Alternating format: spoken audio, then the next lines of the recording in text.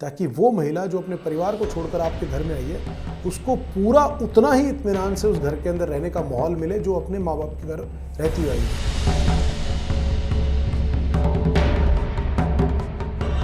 दोस्तों, हमारे देश में इक्वालिटी की बहुत बात की जाती है। महिलाओं को पुरुष के बराबर आंका जाता है और महिलाओं को कहा जाता है कि इंडिपेंडेंट बनो, लेकिन जब इसको साबित करने का समय आता है तो शायद कुछ पुरुष इसको बर्दाश्त नहीं कर पाते और थोड़ा असहज महसूस करने लगते हैं। कई वीडियो सोशल मीडिया पर हमने देखे होंगे जब लड़का दहेज में सिर्फ 1100 रुपये ले रहा है या कोई लड़का 11 रुपये भी ले रहा है, लेकिन वो हमारे समाज का एक अलग तस्वीर दिखाता है। लेकिन आज हमारे पुरुष प्रधान समाज में कुछ ऐसे लोग भी हैं जो दहेज के नाम पर पत्नियों को प्रताड़ित कर रहे हैं, मोटी मोटी रकम की डिमांड कर रहे हैं, जिसके बाद महिलाएं आज भी कहीं ना कहीं खुदकुशी कर रही हैं। जितनी तेजी के साथ हमारे देश में पुरुष सुसाइड कर रहे हैं, उतनी ही दुगनी रफ्तार के साथ महिलाओं का भी आंकड़ा बढ़ रहा है। ताज़ा मामला गाजियाबाद से सामने आया है। जी हाँ, जहां एक केंद्रीय विद्यालय की टीचर ने सुसाइड किया है और इसके पीछे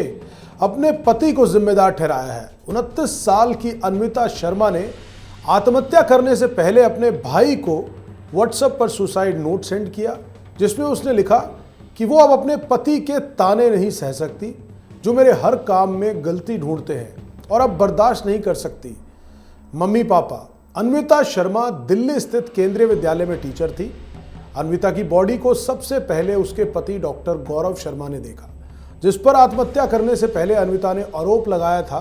कि वो उसे दहेज के लिए परेशान करता था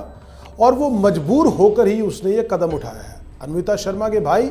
और उसके परिजनों ने पुलिस को शिकायत दी है, जिसके बाद अन्विता के पति डॉक्टर गौरव से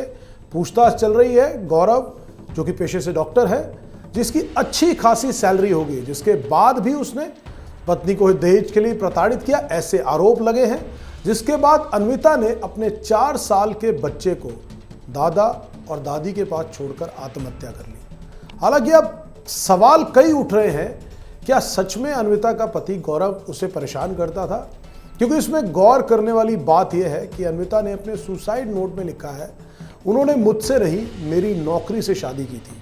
मेरे पति एक खूबसूरत मेहनती पत्नी चाहते थे जिसके पास नौकरी भी हो। मैंने वह सब कुछ किया जो मैं कर सकती थी, लेकिन फिर भी मैं उनकी अपेक्षाओं पर खरी नहीं उतर पाई। वैसे अगर हम बात करें NCRB यानी कि नेशनल क्राइम रिकॉर्ड ब्यूरो के आंकड़ों की बात करें तो साल 2024 में हमारे देश में हर दिन 61 और हर 25 मिनट में एक महिला आत्महत्या कर रही है।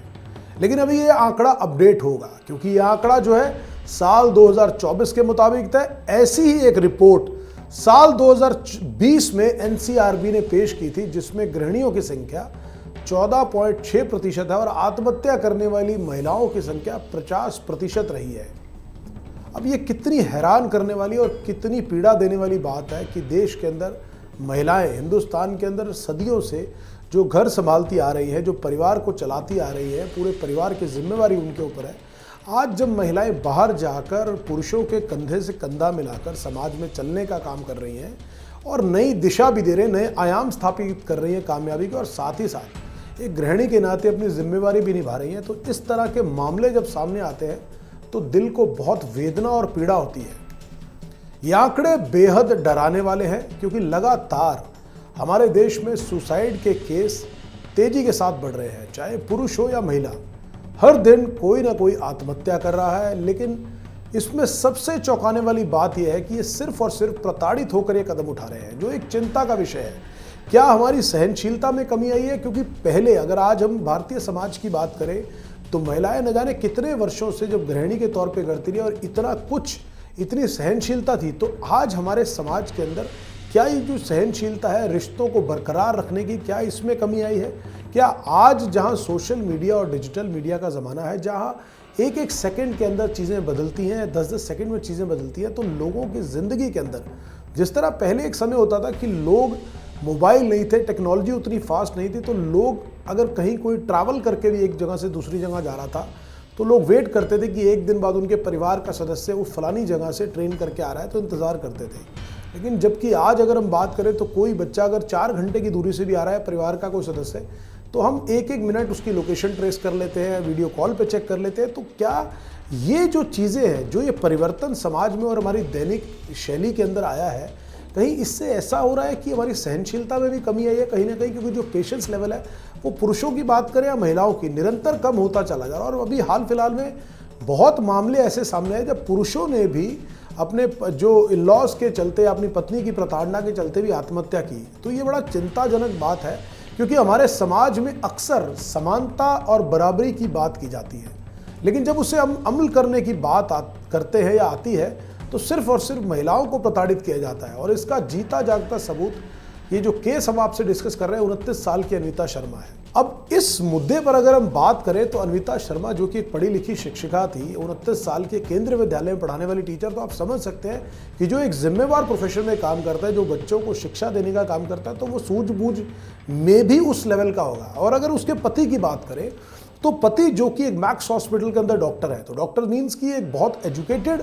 बैकग्राउंड से आते हैं, जो लोगों की पीड़ा दुख दर्द को दूर करने का काम करते हैं। तो निश्चित तौर पर अगर वो एक इतने बड़े हॉस्पिटल के अंदर डॉक्टर है तो सैलरी और उसकी भी कोई कमी नहीं होगी और उसकी भी कोई चिंता नहीं होनी चाहिए। लेकिन अन्विता ने जो आरोप लगाया कि केवल उनको इस तरह की चीज़ों के लिए ही घर में प्रताड़ित किया जाता था और उनको लगता था कि सिर्फ मैं नौकरी करने के बाद आकर एक गृहिणी की तरह काम करूं और घर की जिम्मेवारियों को निभाऊं, जो कि कुछ गलत नहीं है। लेकिन अब वस्तुस्थिति उनके घर में कहते, पुलिस इसकी तहकीकात कर रही है, इस मामले की पूरी जांच कर रही है। तथ्य जब पूरी तरह से सामने आएंगे, क्योंकि अन्विता के भाई और परिवार ने भी आरोप लगाया है कि लगातार उनकी बेटी को इस पर प्रताड़ित किया जाता रहा और उन्हें 28 लाख रुपए शादी पर लगाए थे और अच्छी खासी शादी की थी और लड़के वालों की डिमांड के ऊपर उन्होंने ब्लू ब्रीजा गाड़ी भी उनको शादी में दी थी। तो जो वो कर सकते थे उन्होंने अपनी बेटी की शादी के लिए किया। 2019 के अंदर अन्विता की शादी हुई और 4 साल का उनका बेटा है और वो जाते वक्त अपने सुसाइड नोट में ये भी लिख कर गई हैं कि मैं नहीं चाहती कि मेरा जो बेटा है वो अपने पिता की तरह बने, तो मेरे सुसाइड के बाद मेरे बेटे को मेरे पेरेंट्स को सौंप दिया जाए और वही उसका लालन और पालन करें और मेरे पति को उसकी कोई जिम्मेवारी ना दी जाए। इसमें एक और दिलचस्प पहलू है कि जो अन्विता के माँ बाप ने आरोप लगाए हैं, पुलिस को जो शिकायत दर्ज की है कि अन्विता जो नौकरी करती थी, उसकी जो अकाउंट थी, पासबुक था, एटीएम कार्ड, वो सारा कंट्रोल अन्विता के हस्बैंड गौरव शर्मा के पास था। आप समझिए, इसका मतलब यह है कि वो इतनी आत्मनिर्भर और इतनी इंडिपेंडेंट भी नहीं रही अपने परिवार के अंदर कि उनके पास उनके बैंक अकाउंट का इंडिविजुअल एक्सेस हो, तो वो पूरा एक्सेस भी उनके पति के पास था। और लास्ट में वो जाते हुए गौरव को भी एक टेक्स्ट करती है कि मैंने खाना बना दिया है, प्लीज़ आप खाना खा लीजिएगा, मैंने अपना खाना बना दिया और आप इस खाने को खा लीजिएगा गौरव। तो इस बात में कहीं ना कहीं उस महिला, उन बहुत सी महिलाओं की पीड़ा और वेदना शामिल है, ना केवल अन्विता की, जो केवल एक मशीन की तरह दिनचर्या निभा रही है। बहुत ही पीड़ा और पीड़ादायक ये बात है कि आज भी भारतीय समाज के अंदर जहाँ एक महिला बाहर जाकर पैसे भी कमा रही है, अपनी जिम्मेवारी भी निभा रही है सामाजिक, और उसके बाद घर आकर घर भी संभालती है, तो कहीं ना कहीं मुझे लगता है इस पूरे समाज के अंदर इस मनोभावना को समझना होगा कि महिलाएं केवल एक मशीन की तरह काम करने वाले प्राणी और वस्तु नहीं है। अगर वो बाहर जाती है, घर पे रहती है, वो भी ड्यू रिस्पेक्ट और प्यार और केयर डिजर्व करती है। तो आज कहीं ना कहीं समाज के अंदर, हालांकि समाज में बहुत बदलाव आया, महिलाओं के अधिकारों की बात करें, उनकी सुरक्षा की बात करें या उनकी इंडिपेंडेंस की बात करें, लेकिन अगर आज इस तरह का केस गाजियाबाद जैसे शहर में होता है और एक पढ़ी लिखी महिला करती है जिसके खुद के पति डॉक्टर थे, तो बहुत ही चिंताजनक विषय है, बहुत ही चिंताजनक बात है। पूरे केस की जब जांच होगी तो समझ निकल के आएगा क्या वाकई में ही जो आरोप अन्विता ने लगाया जिसके चलते उन्होंने सुसाइड किया, ऐसे क्या कारण था कि वो अपने इन-लॉज से, ससुराल से इतनी त्रस्त थी, क्योंकि उसने अपने सुसाइड में अपने जो भाई को भी सुसाइड नोट बेटा उसमें भी ये लिखा कि मैं इनकी अपेक्षाएं पूरे करते करते थक चुकी हूं और मेरे पति यानी कि गौरव शर्मा हर चीज़ में मेरी गलती निकालते थे। तो ये देखने वाली बात है कि पुलिस जब इसकी तहकीकात करेगी तो क्या तथ्य और जांच निकल कर आती है। लेकिन आज दिल्ली एनसीआर के अंदर गाजियाबाद से एक ऐसा मामला आता है जहाँ इतने पढ़े लिखे वर्ग के लोग भी इस तरह से अगर व्यवहार करते हैं अपनी घर की महिला के साथ, तो बहुत दुखदायी बात है। एक और महिला जो कि इतनी शिक्षित होने के बावजूद भी केवल अपने इन-लॉज और अपने पति के व्यवहार के चलते अपने लाइफ को, अपने जीवन को ख़त्म कर लेती है,